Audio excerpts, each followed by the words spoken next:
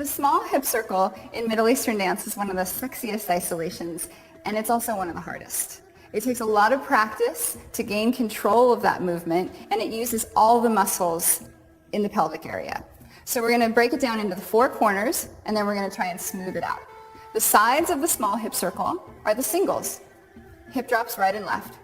Right glute, left glute, right glute, left glute. The front and back of the small hip circle is the lower ab isolation. Pulling from the lower abs, nice flat back. The back of the small hip circle, easy, is the neutral spine. It's not the hyperextended lower back. We're going to pull and crunch and release. Pull and crunch and release. So the small hip circle in Middle Eastern dance is a close relative of the African small hip circle, which we've all seen if you have a television set on MTV. The African small hip circle reaches back, back, back. They keep the downbeat in the back. Hip hop is a close relative of West African dance, and that's where this small hip circle comes from. Back, back, back. In Middle Eastern dance, the accent is to the front, front, and crunch, and crunch. And each one of these little circles is like a little sit-up. It's really active through the abdominal area with the glutes supporting it on the sides. So the actual range of motion of the small hip circle is a circle to the front. Similarly, the chest circle is a chest circle to the front, and we don't explore the back half of the circle. In Middle Eastern dance generally, the small hip circle is front and around to a neutral spine instead of front to back, front to back. This position, if you're not very careful and you don't have very strong abs to support the pressure in the lower back, can really easily lead to injuries. So we're going to try to avoid it. If you want to use it in performance for accents or for different things in interpreting the music, that's fine. Every artist has their preference and choice. But when you practice, try not to let yourself move your spine into this position. Strengthen the lower abs, strengthening through the abdominal wall, and pull it towards the front. Pull, pull. If you're used to hitting the accent in the back and you find yourself doing it to the front for 2 counts and then kind of letting it release to the back, really try and have the focus and think of where the shape of that hip circle is underneath your rib cage. Try and keep it to the front. Try not to let it ease back. Let's try some with music.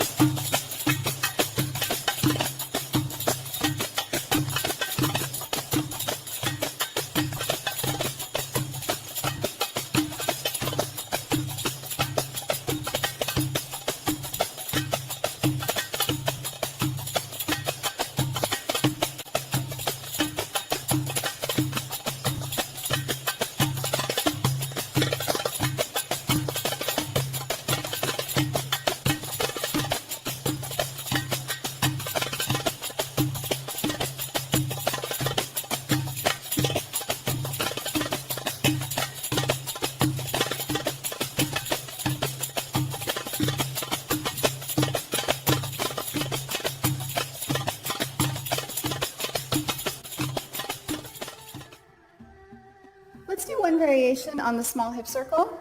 We're going to go right and left, and we're going to do 2 small hip circles to the center. We're going to leave the path of the small hip circle and come onto a hip drop. Flex the glute to bring it back up and out, and come around the back into the hip circle to drop. Up, around the back, into the circle, and drop on the right. Lift it up, bring it around the back, into the hip circle, and drop on the left. Everyone's body has asymmetries. Sometimes the direction clockwise is very easy, counterclockwise is very difficult. Everyone's body's put together differently, but really try and reinforce your weak direction. What you're trying to look for as you practice slowly is where the connection isn't smooth. And you can only practice as quickly as you can move through these weak areas smoothly. So really try to build control as you do this.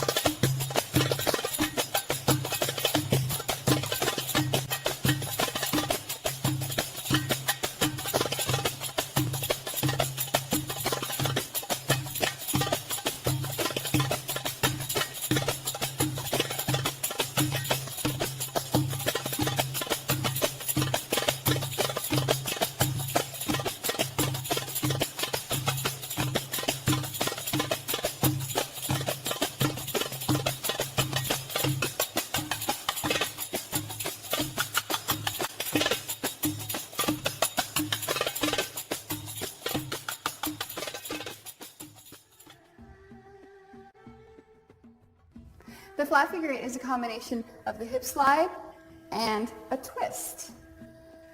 It takes place on the horizontal plane and does not have a vertical component. So the vertical figure eights is a completely separate move from the flat figure eights. Let's move through it slowly, and then we'll pick up a little bit of speed. You can open your feet a little less than hip width apart. Give yourself a little bit of space. Bend the knees, keeping the tail tucked. We're going to slide out to the side and engage the obliques. Since this is a horizontal movement, it will be dominated by the obliques. The glutes will work to reinforce the tuck and keep your lower back flat. When we add the twist, we're going to twist the right hip forward. Notice that everything along the spine twists with the hip, but my shoulders don't come along. So what you feel is a little stretch across the front of your chest, trying to keep your shoulders square to the front, even as your hips have tilted 90 degrees nearly. So we're going to twist the hip, right hip forward, slide out in the hip slide, and pull it around. Twist the hip back, get the left hip forward, and keep the shoulders square to the front. Keep the tail tucked, engage the glutes, slide it out on the hip slide, and pull it around. Twist the hip forward, slide it out with the hip slide, and pull it around. What you don't want to happen is your upper body to follow along with your hips. So your arms and shoulders don't follow the motion of the hips, only the chest. That's connected along the spine. It's hard to separate that. But you give the illusion that it's only happening in the lower body by keeping your shoulders square to the front. Take time with it, really carve the motion out with the muscles. Keep your glutes engaged underneath that movement. When you release the glute, the hip starts to dip down. You want to keep those hips on the horizontal plane and don't let it come out so far that it sinks into the joint of the hip. Keep it tucked and keep it supported underneath with the glute. Engage the glute. Let's try it with music.